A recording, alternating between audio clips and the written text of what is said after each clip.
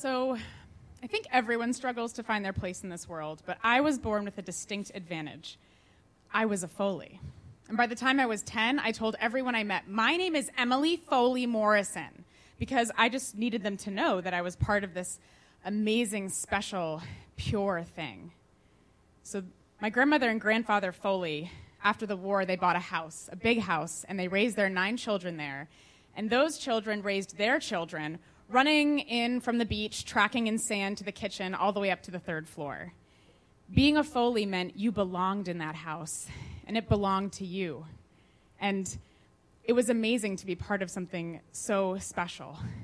To understand my heart, you have to understand the house. So you walk in through the dank cellar with dust all over my grandfather's tools, into the kitchen with the really cheesy 70s orange wallpaper, and then into the formal sitting room where we do not roughhouse in this room, but you do have a fire at Christmas time. And then upstairs to the bedrooms where my mom and her 8 siblings fought and shared everything. And then my grandmother's room, which was the matriarch's suite, since she was bedridden since the time I was little.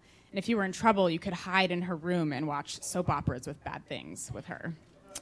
And then upstairs was the 3rd floor, and that's where my family was kind of like jammed in at Christmas time because the house was full to the rafters of what seemed like hundreds of people that just kept appearing from everywhere.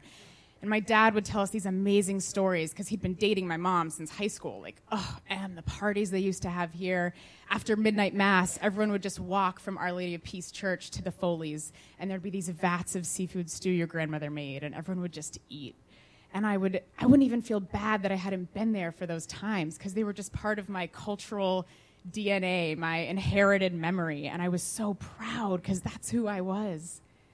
And after my grandmother died in that house, my Uncle Peter, who was like the sub-patriarch of my family, moved in with my grandfather. And freshman year of college, as much fun as I was having, and I was having fun, I decided to go to the house to visit Uncle Peter and my grandfather for my spring break, because that's just where I wanted to be. And it was a few months after that spring break that my mother told my sisters and I that we'd be going with her to her therapist's office. Not a good sign. And my stomach was totally in knots. I didn't even know she was seeing a therapist.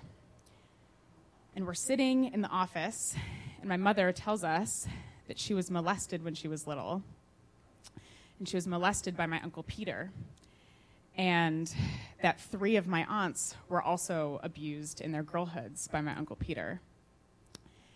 And that she had never planned on telling us this, ever. But her youngest sister was bringing a lawsuit, and it had kind of forced her hand. And I felt like a cannonball had been shot through my stomach, and it left this black hole that sucked everything beautiful and certain inside of it. And there was no ground beneath my feet anymore. When we went to the house that Christmas, I was shocked to see it still standing. And it took on this darker character and was forever altered. I remember sleeping there one night when I suddenly woke up and I realized I could be sleeping in the room where my mother was molested. And that any room in the house I was in at any given point could be a room where my mom or my aunts were abused, or where me and my cousins were left alone with my Uncle Peter. And then I just couldn't sleep in that house anymore. I started having nightmares and panic attacks every time we had to go to the house for family functions or see my Uncle Peter, who remained very closely involved with my family. I started asking all these questions like, who is my mother? And what is this family? And where does a survivor's right to silence end? And who decides? And what is truth? Because it wasn't just that my trust in my mother was blown wide open, or my anger at my Uncle Peter, or my secondary traumatization. The foundational story of who we were as Foleys was a lie. And the truth in that house remained really difficult for me, even in spite of really beautiful things that happened there, because life goes on. My sister was married in the front yard at that house a few years later, just like my parents had been married in the front yard 30 years ago. But I was pretty relieved 5 years ago when we sold the lots that the house was on, although the house remained uninhabited. it was weird. We'd go on walks by the beach, and we'd see the house, and I couldn't believe that the house was there, empty, but that the Foleys weren't. But I spent most of those 5 years focusing on my healing, which is a nice way to say that I drank a hell of a lot and became a very angry sexual assault activist until that stopped working, and I had to do the hard work, the real work, right, the soul work.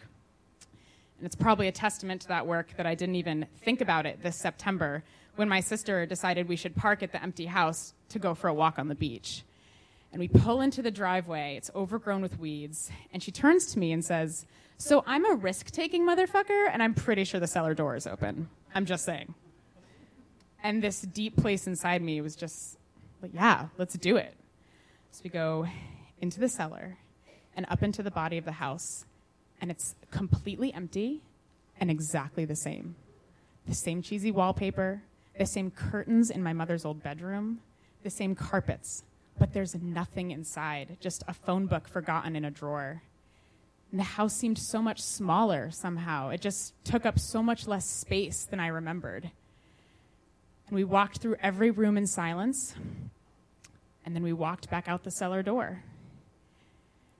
And I realized, God, I miss that house, which makes sense, because after all, I am a Foley. And it was actually pretty amazing to me that after being so angry and so confused every time I thought about that house for so long, it felt really good to know that it felt bad to lose it. Thank you.